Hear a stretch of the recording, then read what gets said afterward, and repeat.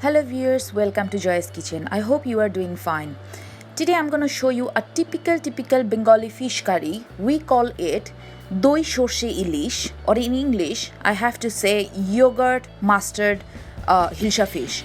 Hilsha is a typical Bengali or Indian fish. It's a very oily kind of fish, but they have a really nice kind of texture and so soft and very yummy. It's kind of similar like salmon, but a little bit more oilier than salmon.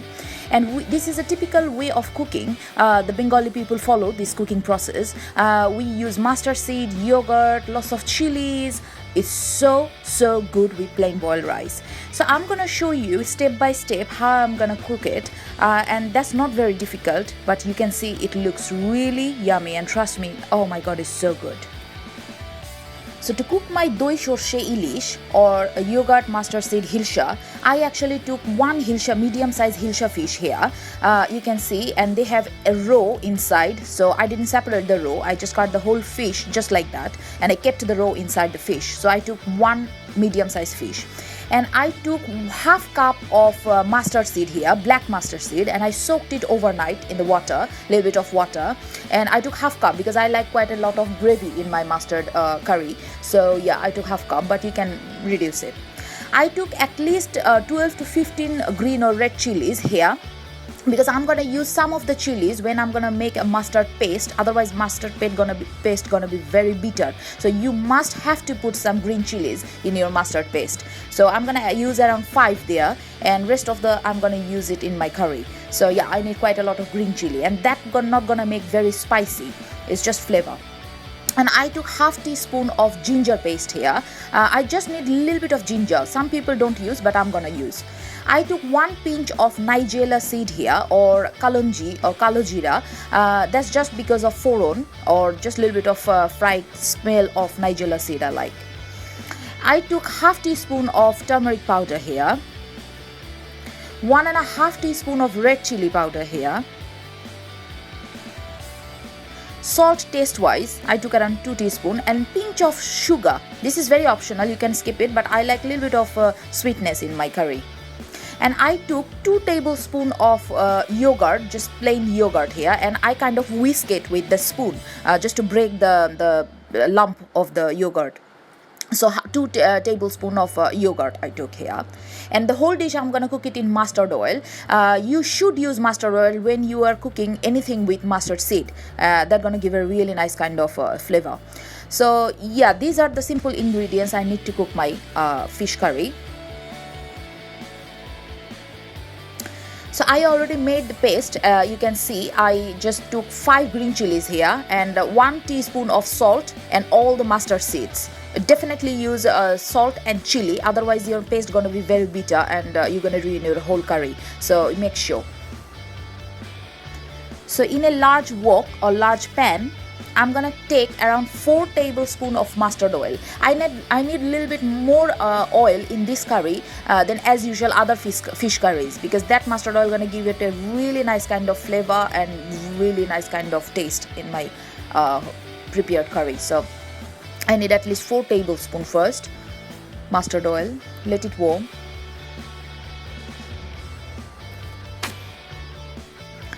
So my oil is hot now, and at this moment I'm gonna add those pinch of Nigella seed at first, and I'm gonna fry it for 1 minute or half minute actually.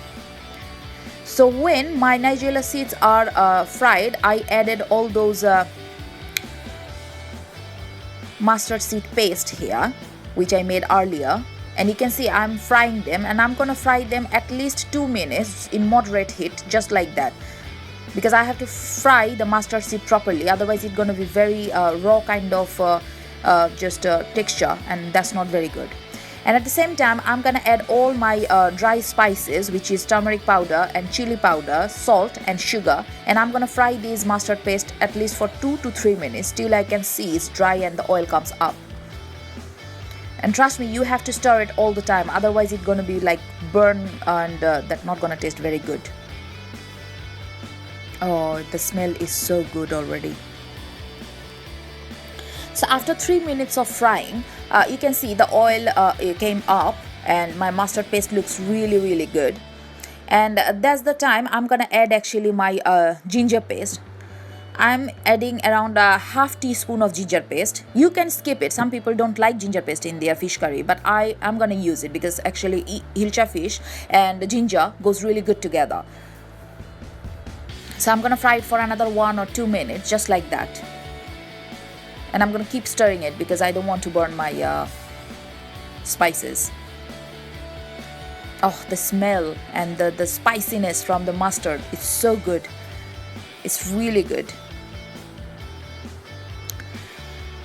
So you can see my spices are almost done because I was frying like nearly 2 or 3 minutes after adding the ginger paste. And now I'm gonna add those whisked yogurt here.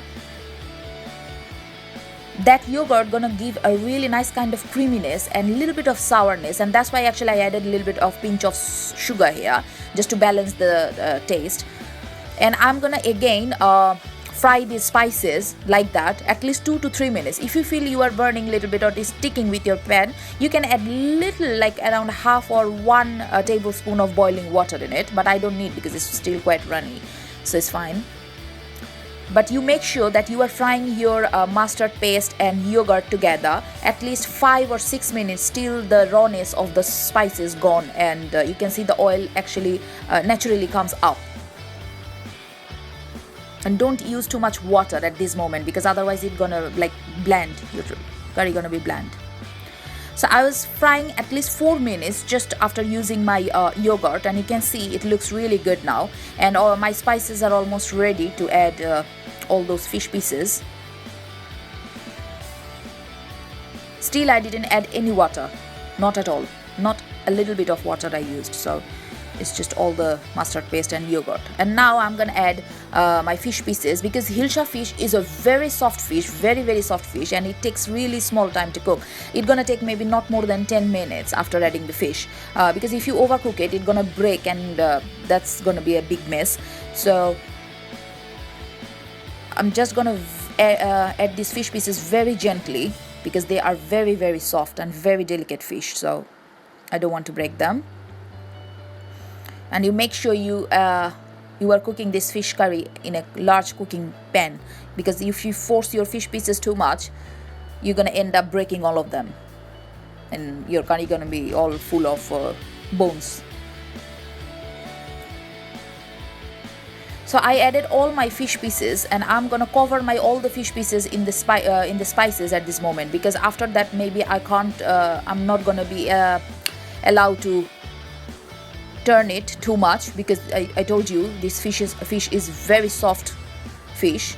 So I'm just gonna cover my fish pieces both sides with the spices, and then I'm gonna add the water for gravy, and I'm gonna cover it for maybe 8 minutes.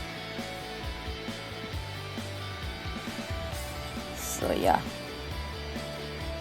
And when you are buying Hilsha fish, you try to make sure that your Hilsha fish is quite not very long but very wide, because as when your fish is very wide, that means it's a good quality fish. But when it's too long and too narrow, that means this one don't have too much oil in it, and it's not very good quality fish.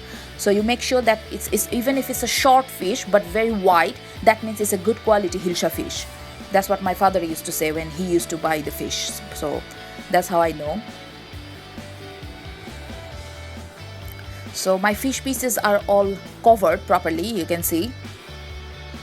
I think I just added like 2 minutes before, and it's already done actually, my fish. But anyway, I'm gonna cook it for a bit because of course I don't want raw fish. And I'm actually cleaning my yogurt bowl, and I'm putting all the water here. So I already added here like maybe half cup of water. I'm gonna add another half cup, actually around 1 cup of water for the gravy, because this curry not gonna be too runny, so I don't need too much water. And at the same time, I'm adding all my extra green chilies or red chilies here. They're gonna give a really nice kind of flavor. They're not gonna make your curry too spicy at all. They are just for flavor. And I love to break my chili in my rice or whatever you are eating with, couscous. I just love to break these chilies when I'm eating this fish curry. So trust me, add as much as green chili you want. It's not gonna make you any kind of hot or nothing. And I'm gonna cover it for 5 to 6 minutes, and my fish gonna be done. this time, because I told you it's a very soft kind of fish. So after around 4 minutes, my curry is almost half done now. So I'm gonna cook it for another 2 or 3 minutes, maybe not more than that, as I said. But that moment, I'm gonna actually add, this is the twist in my curry, I'm gonna add around 2 tablespoons of raw mustard oil on top of it. Trust me, if you do that, and after your curry is finished, the flavor you're gonna get from your curry, that's just blow your mind, you know. It's so good. So don't forget to add at least 2 or 1.5 tablespoons of raw mustard oil on top of your curry when your curry is half done. So now again I'm gonna cover this pot for another 2 minutes, and after that my curry is done. That's it. You see, it looks so good, it looks so yummy, and it is yummy because I tasted it already, obviously. It's a very simple cooking, no onion, no garlic, no fuss, nothing. It's just so straightforward and so easy.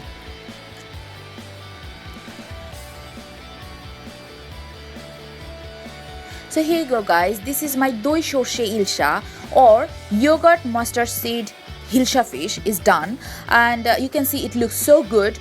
And actually, trust me, if you are a foodie, you can understand that this curry gonna be so good.